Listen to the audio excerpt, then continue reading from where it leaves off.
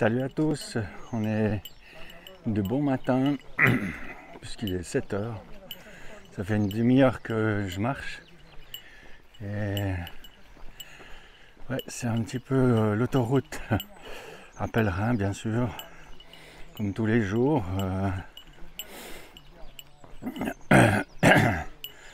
Le souci c'est que on a une petite destination aujourd'hui, 20 km, normal, mais après le problème c'est que rien que dans le gîte on était 170 et maintenant on est il y a genre 60 places, donc ça va ruer sec dans les brancards pour avoir de la place. On verra ce que ça donne. Allez, je vous embarque, on est dimanche et ça va y aller mais comme des balles. Voilà, nous voilà encore dans la nature, en pleine nature. Il y a plusieurs jours qu'on voit les montagnes avec un peu de neige. Et bon, on s'en rapproche de plus en plus. Entre aujourd'hui et demain, on va passer les 1500 mètres. On est ici à 800 à peu près. Donc ça va grimpoter. On va bien s'amuser. Bon, ça va nous prendre un peu de temps, mais je crois que ça va être sympa. Voilà, on est au haut d'une montée douce, hein. C'est pas de l'alpinisme, hein. C'est un chemin qui monte toujours en faux plat régulièrement, comme on le voit au loin, tout derrière des collines. Ça ressemble vraiment au Jura. J'ai de la peine à faire en sorte que cette vidéo vous ayez pas le vent dans du micro, parce que je marche tellement vite que ouais, déjà rien que le déplacement ça fait du vent, donc là ça peut arriver que oh là, je tiens pas trop ça plat, dis donc. Bon, on va continuer. Il y a un petit bled là-bas, j'espère qu'il y a quelque chose d'ouvert. Je vais boire un café et puis j'ai déjà fait la moitié de l'étape, mais faut se méfier. Une étape d'une vingtaine de kilomètres. Tout le monde hier soir tenait des grandes théories. Oui, aujourd'hui alors c'est une étape facile, tout ça. Alors moi je me méfie toujours des étapes faciles. C'est celles qui surprennent. Ça rassure ceux qui sont blessés. Il faut penser que ceux qui sont partis de Léon, c'est le 3e jour de marche aujourd'hui. Et ben surtout le parcours, j'en ai jamais autant vu qui était abîmé, pété comme ça, quoi. Les pieds 10-12 en polo aux pieds. Et on y va avec du taping où les gens s'emballent, sont en légende de toutes les couleurs, parce que ils ont des petits bobos ici, des petits bobos là. Voilà, bah nous on a de la chance. Moi de temps en temps je sens que j'ai une articulation qui grince un petit peu, un tendon qui tire, mais la douleur passe rapidement. Donc j'essaye aussi de ne pas me concentrer sur un point de douleur. Si tu commences à te concentrer sur un point de douleur, alors c'est sûr que tu vas la sentir passer et que ça va être compliqué. Donc il faut un peu gérer ça. Et puis ben on avance pendant ce temps-là. Hein, et les copains. Mais ouais. Alors me voilà à un endroit où un amigo va me faire un tampon spécial en cire, juste magnifique. This one? Okay. And really how old he was when we were heading. We had him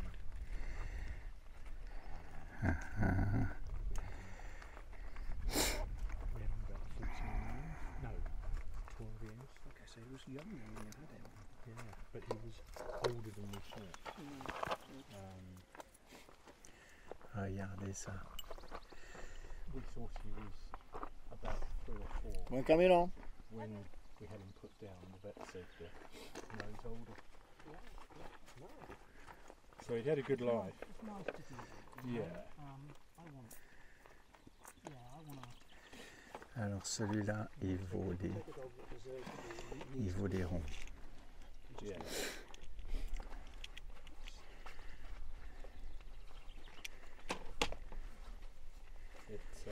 Il prépare I la shall miss him when I get cire suivante. but it was the right thing to do. Yeah, before I left, when I got divorced, she had a retriever. And before I came to the Netherlands, she had the left leg collapse, so she had to have it fixed. And then about a year later, less than a year later, it still wasn't 100% healed. The other one, and the vet said, this one is not strong enough to keep her going, so we had no choice.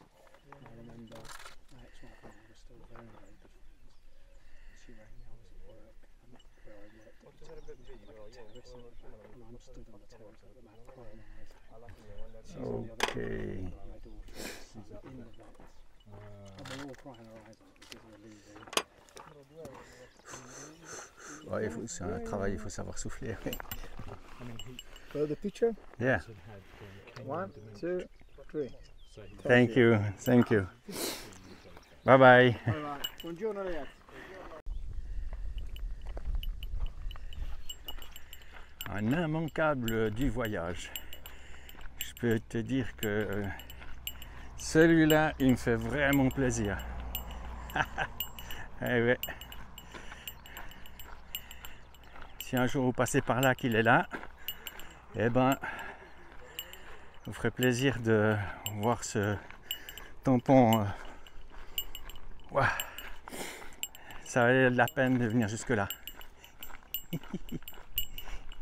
On s'attache à pas grand chose, hein, voire rien. Oh, dis donc, il faut que je remette en route mon chrono. Ah, je suis toujours pris par le temps. On n'arrive pas à s'en séparer. Je ne sais pas si vous voyez au loin, mais il y a la neige. Il reste des névés de neige. Ah, ça fait longtemps que je les vois, ces névés. Je pense 4-5 jours. Et puis, ben voilà, on est tout prêt. Alors bon, pour le moment, rien de trop difficile, hein. Il n'y a rien de technique. Les chemins sont faciles, hein, comme ça l'a été jusqu'à maintenant. Bien sûr, pour ceux qui souffrent, ben, c'est peut-être un petit peu plus compliqué. L'optimisme d'hier soir, je pense que ils en sont rappelés, parce que 20 km c'est quand même pas rien. Et puis ben, ça monte tout le long, joli, mais ça monte tout le long. Alors ça peut être usant si, comme dans les 3 premiers jours, 4 premiers jours, on a un moral un peu déficient, il n'y a pas que les pieds, hein. Puis la douleur à gérer. Ouais, donc c'est pas facile. Et bon, c'est une étape courte, comme je le disais, mais ça peut être quand même bien piégeux et surprenant pour certains. Alors, on arrive à un carrefour là. C'est pas ce que ça va donner, mais j'ai pas l'impression que ils ont mis un tapis roulant qui va nous amener jusqu'à Santiago. Non, il va encore falloir marcher. Puis chaque fois qu'on se dit ben ça y est, c'est la dernière montée, eh ben non, il y en a encore une derrière. un grand classique. Il n'y a que quand on aura les pieds dans la mer qu'on pourra se dire ça y est, ça monte plus. Quoique. Voilà, assis tranquille, en train de boire un Camino, en train de boire un coca. L'étape est terminée, mais j'ai deviné, demain il y a 32 kg au programme. Alors je vais faire un petit bout, je vais aller jusqu'au bled suivant, voire encore suivant, histoire de raccourcir la prochaine. Puis étant donné que on va passer un col à près de 1500 mètres, enfin un peu d'altitude. Donc là le vieux yak il s'amuse. Hein. Donc c'est juste parfait. Alors on va continuer. C'est pas fini. Hop. Voilà les amis, je suis dans mon albergue. Je vais dormir là-bas en bas. Voilà. Et je pense que je vais bien dormir parce que voilà, on est assez tranquille, assez cool. Je ne sais pas si je pourrais diffuser ce soir, mais on verra. Peut-être que ça va quand même passer. Je vous fais une petite visite. Ici, on a les douches. Voilà.